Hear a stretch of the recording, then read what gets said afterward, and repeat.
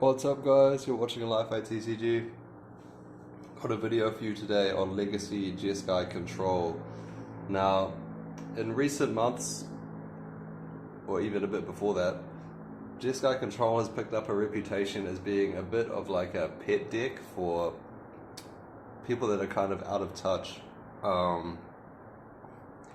If you're familiar with Modern, for example, you can sort of consider this the like Celestial Colonnade phenomenon, where like people were playing that card, you know, a bit beyond what they probably should have been. And maybe you can still find these people in your local FNM. Yeah, Jeskai and Legacy kind of like acquired this same sort of aura, if you want to think of it that way. So,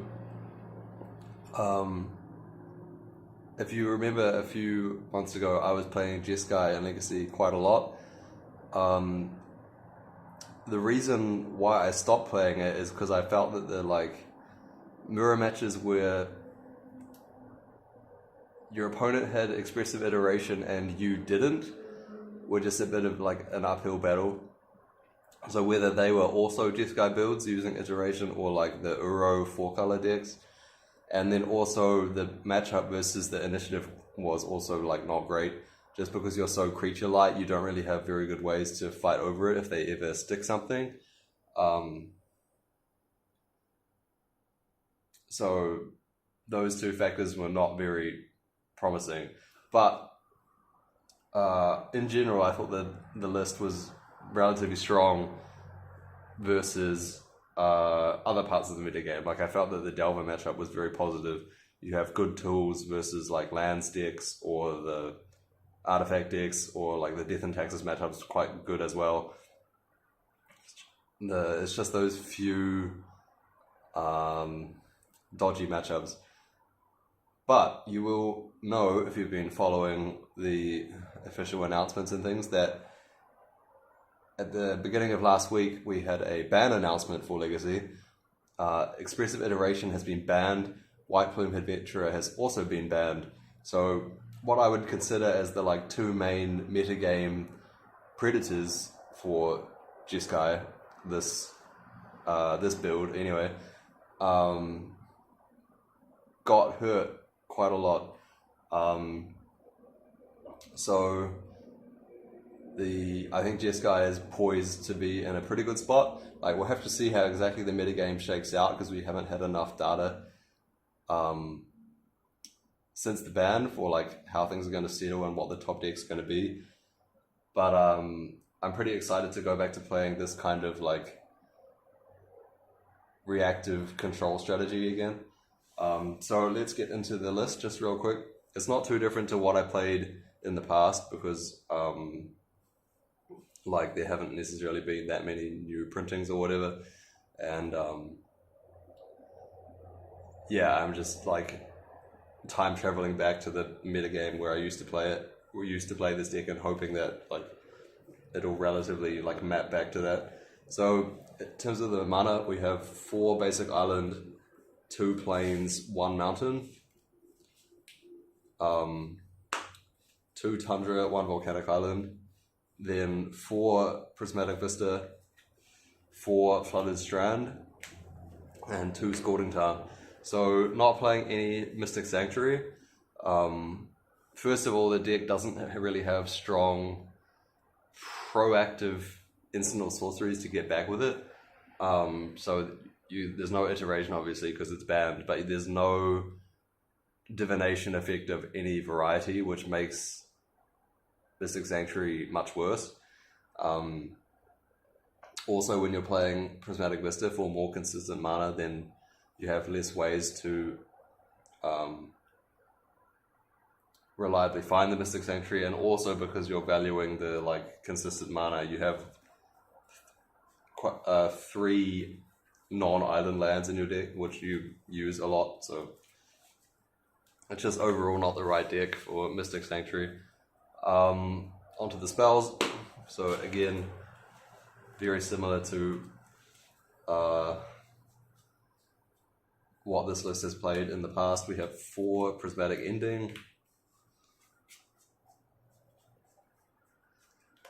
4 Swords of Plowshares, just the strong removal. 4 Force of Will, 4 Brainstorm, 4 Ponder. Just all the good legacy blue cards, basically. Doesn't really need much explanation.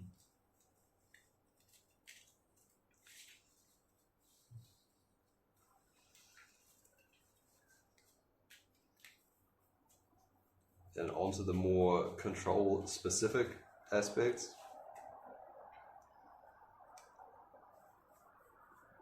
For Narset. So I'm hoping this card can make a bit of a comeback. Lots of people are trying Predict now that Iteration is banned. And obviously Narset is very good against that, but I don't think that Predict is going to catch on. I think people will like quickly realize that it's just maybe not at the right power level for Legacy anymore. But I think Narset is just a pretty good card regardless. 2 Jace the Mindsculptor, 2 Teferi Time Raveler. So these are all the Planeswalkers. In the past I played 3 Teferi, but I think that card is just a little bit clunky. I cut it for something else to bring the curve down, which I'll talk about when I get to it.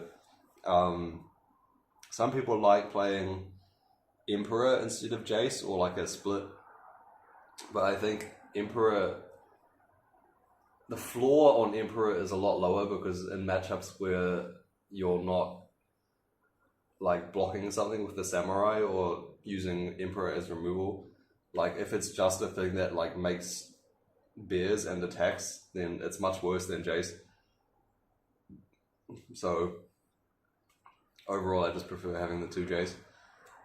Then to go with the Narset, we have the 1 Days Undoing. So just a very strong knockout play versus like lands based strategies and death and taxes and things like that to just really like close out the game once you're in like a relatively safe position.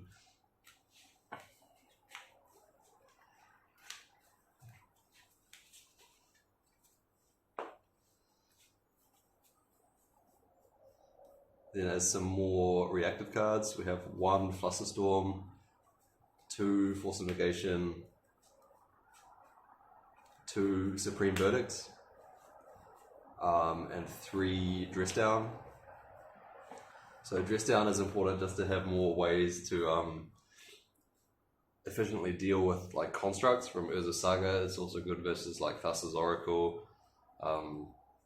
Just a pretty good card to have around in general.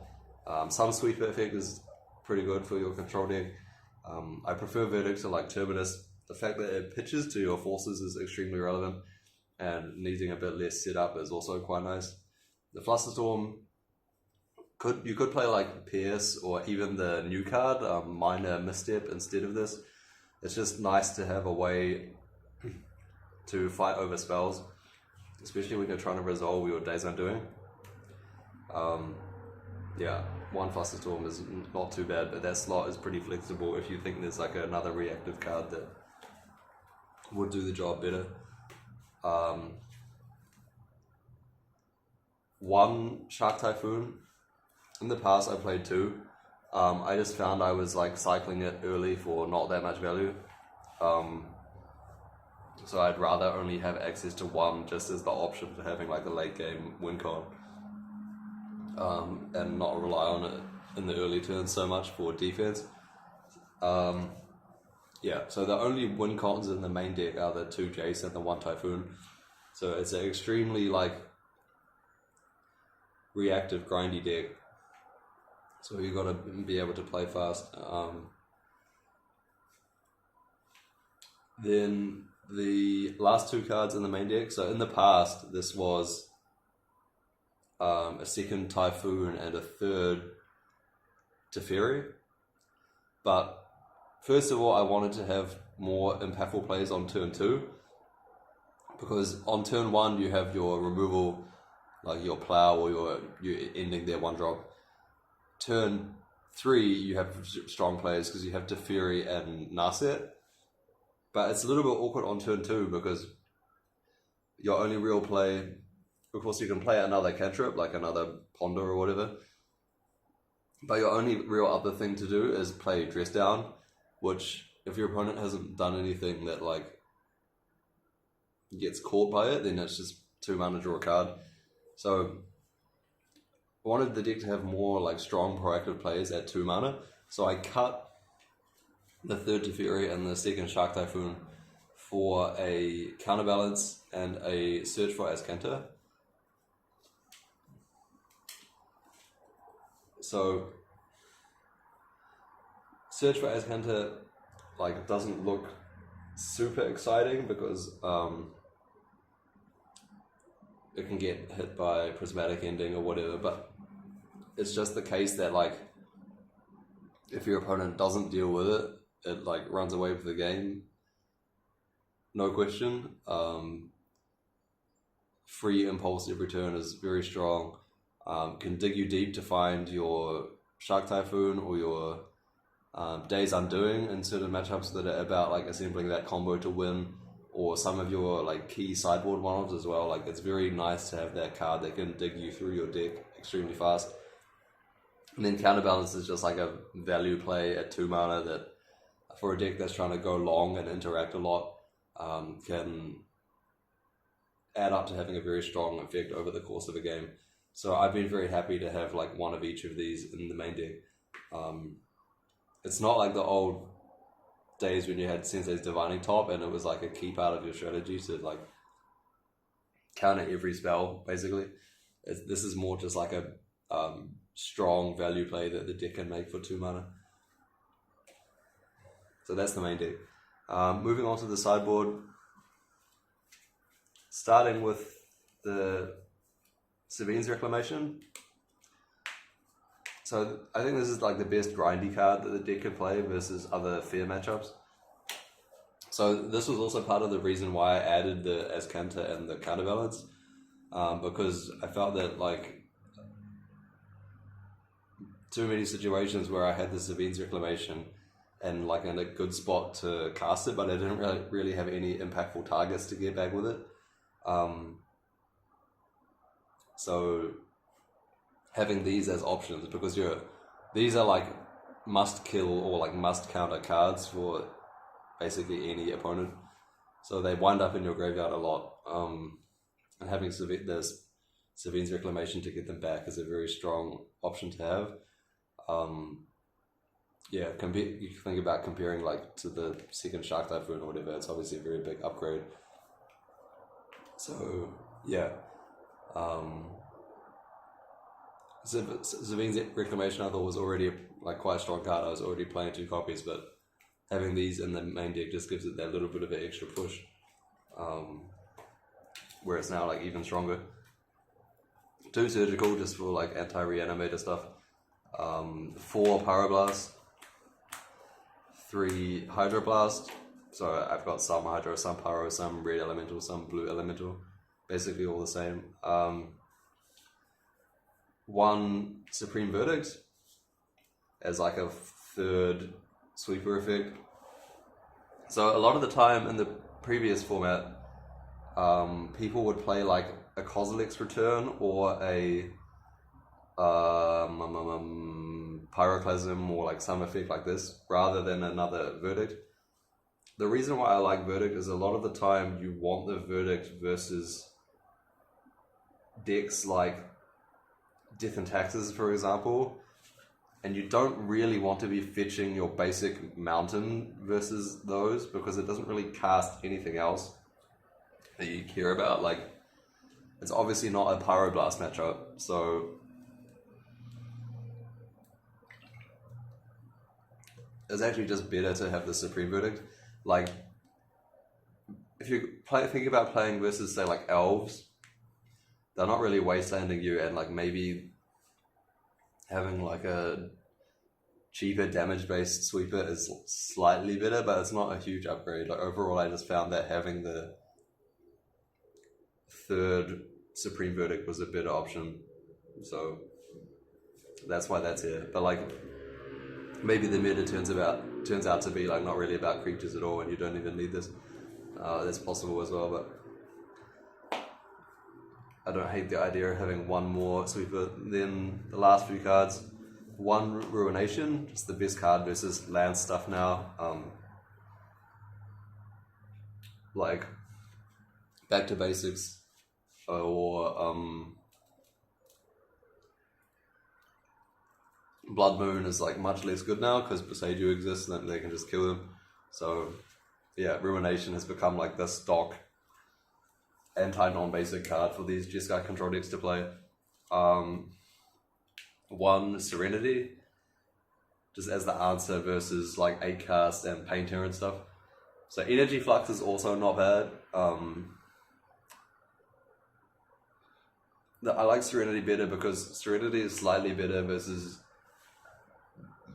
Death and Taxes, I think, because it kills Spirit of the Labyrinth as well, which can be relevant. The other thing is that Energy Flux is blue, so Painter can Pyroblast it even if they have no Painter out. That can matter too. The thing now is that Haywire Might exists, which is a card that these decks can find off their Urza Sagas. So that makes both Serenity and Energy Flux quite a bit worse. So on that basis, you could maybe not play the Serenity and instead play... So one option would be like Stony Silence, right? Because Haywire Might can't activate to kill that. Or you just play like a Meltdown or something instead. Both of those choices are obviously like totally defensible. I still think I like the Serenity just because it has such good synergy with the Sevinne's Reclamation. But if it turned out that Serenity was not lining up very well against Haywire Might or whatever other effect, then I could see swapping it with something else. But I'm happy to play the Serenity for now. And then the last card is my like pet card, I guess. It's one Brightling. So for me, this is like a very key card in the last format versus Delver.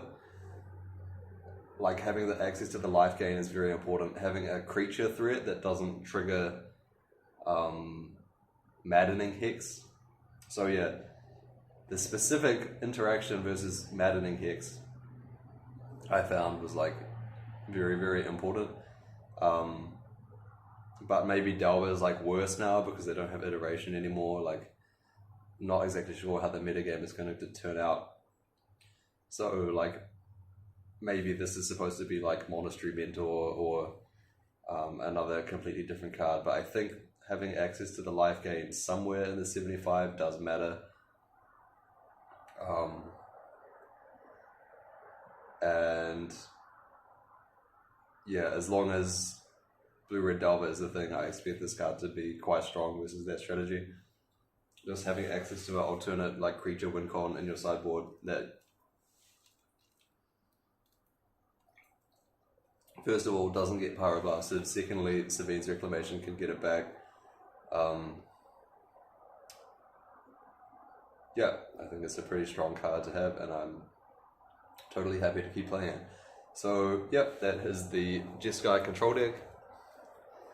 Sadly, I've had to unsleeve my Grixis Death Shadow now that there's no more iteration, but to be honest, I think I enjoy playing this control strategy like slightly more. I had a lot of fun playing it a while back before I switched, so I'm excited to take this to a few more events coming up. Thanks for watching. If you have any questions, comments, etc., you can leave them down below. This has been Li-Fi TCG, signing out.